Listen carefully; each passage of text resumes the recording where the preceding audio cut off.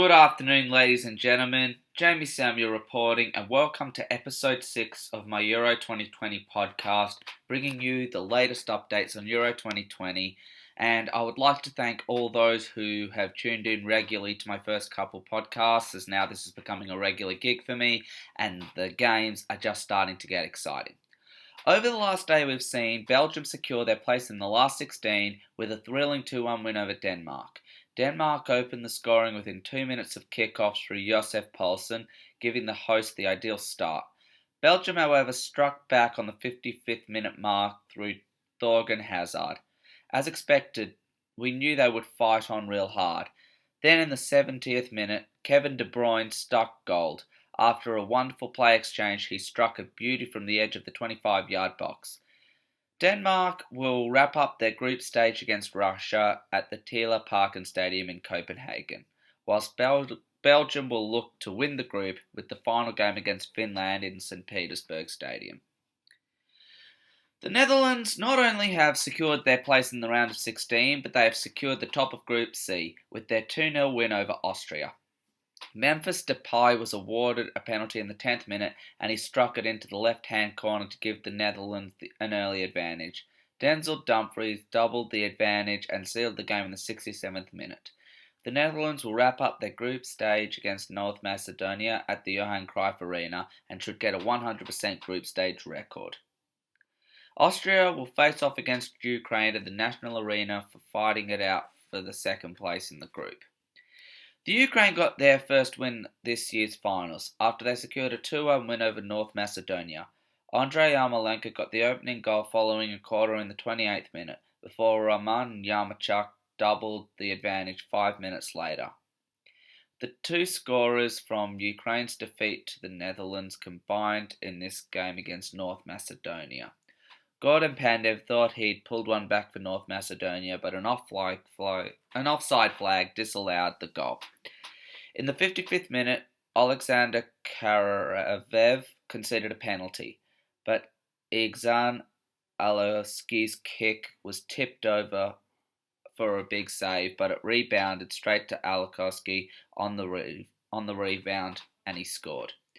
It wasn't to be enough, however, as Ukraine were able to hold out firm and move into second place in the group. They will look to wrap up their place in the knockout stage when they face Austria, while North Macedonia will wrap up their tournament in Holland. In other news, some exciting upcoming games include Slovakia got an upset win over Poland and will take on Sweden in St. Petersburg. A win for Slovakia will see them wrap up a place in the round of 16, while Sweden will look to build on their impressive 0-0 draw with Spain. Robin Olsen showed his class, keeping Spain goalless despite numerous opportunities. As for Slovakia, the surprise win against Poland put the team in high spirits, but a repeat against experienced opponents will be a tough challenge, not least since Slovakia have never beaten Sweden. Their coach Stefan Tarkovic spoke ahead of the clash with Sweden. I told the players that victories such as the one over Poland should be enjoyed. It is true that after 5 minutes of fame comes 20 minutes of work. Always, he said. We're looking forward to this one. We expect a tough match, and I think Sweden have more quality than Poland. This is a new challenge for us, but we believe we can enjoy more success. Janne Andersson, Swedish coach, spoke before the clash with Slovakia. I don't think Slovakia will press as high as Spain did, and we will get to showcase other aspects of our game, he said. The key will be settling into our own way of playing. We had too little of that against Spain. The other week we played Armenia, a side that also defend deeper, and played an excellent match offensively. My prediction, Sweden to win 2-0. Croatia will host an informed Czech Republic at Hampden Park in Glasgow. The Czechs coming off a win in Scotland, where in their 2-0 win, Patrick Schick scored what will be without the goal of the tournament. With a half-court effort that looped over the Scottish goalkeeper's head. He will look to lead the Czech charge. The Czechs do face a much sterner test in Croatia, who will be hungry for victory following their 1-0 loss to England on day one. Therefore, this game is the moment of truth for Croatia. They are also unbeaten in their last 3 clashes with the Czech Republic. Croatian coach Zlatko Davic spoke ahead of the clash with Scotland.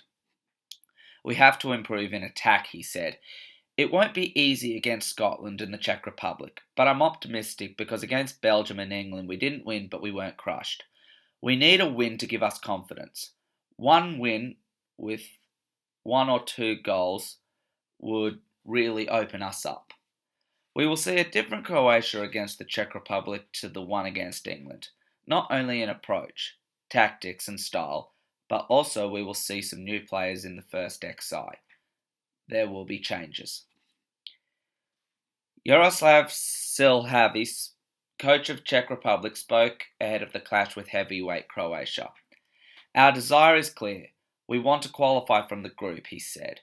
A point from the next 2 games might be enough, but we don't want to play for the draw.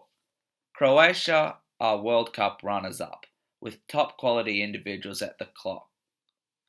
If we succeed, we need another excellent team performance and then some more. This is the only way to win. My prediction, however, Croatia will get their first win at this tournament in an exciting 2-1 victory. Finally, England will look to wrap up its place in the last 16 when they host Scotland at Wembley Stadium. England can not only secure a place in the last 16, but basically end any hope Scotland have of reaching the knockout stage as they face Croatia in the last round. England will be looking to the leadership of Raheem Sterling, who scored the decisive goal against Croatia, and Harry Kane up forward as well. Gareth Southgate spoke ahead of the clash with Scotland. It's hugely special for everyone involved, and especially the supporters of both teams, he said. So it doesn't add a different dynamic to the qualifying group we're in. There's no question about that.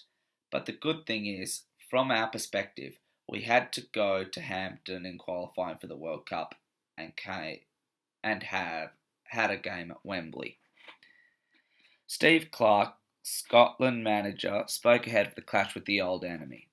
It's very historic. It goes back a long way. It means a lot, he said. And people say it doesn't mean a lot to the English, but having worked in England, I know it means a lot to the English. They don't want to lose to Scotland. And it's the same the other way around. You know how passionate we are and how much we enjoy beating the English. It hasn't happened too much recently. My prediction, England will get the job done comfortably 3-0. And that concludes episode 6 of my Euro 2020 podcast. Remember, if you're keen to be a guest on this podcast, you can reach me on my email in the video description or via the LinkedIn profile in the description. I look forward to bringing you more action in the next 24 hours.